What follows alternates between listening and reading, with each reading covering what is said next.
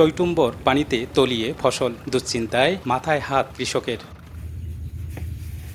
গত কয়েকদিনের টানা বৃষ্টি আর উজান থেকে নেমে আসা পাহাড়ি ঢলে কুড়িগ্রামের বেশ কয়েকটি নিচু এলাকা তলিয়ে যায়। এতে বাদাম, পটল, পাট, তিল, কাউনসহ বিভিন্ন ফসলের ক্ষেত নষ্ট হয়ে গেছে। ফসল হারিয়ে চরম ক্ষতির মুখে কৃষকরা। পানির কারণে আমরা এই বাদামটা তুলতেছি, এখন আমরা ক্ষতিগ্রস্তের মধ্যে আছি।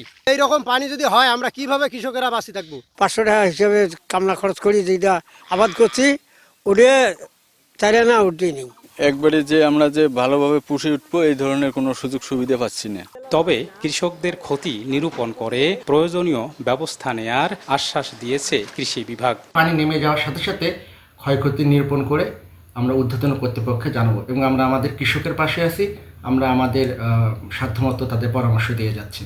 চলতি মৌসুমে বন্যার পানিতে নষ্ট হয়ে গেছে জেলার 300 হেক্টর জমির সবজিসহ বিভিন্ন ফসল। বাদশা সৈকত, সময় সংবাদ, কুড়িগ্রাম।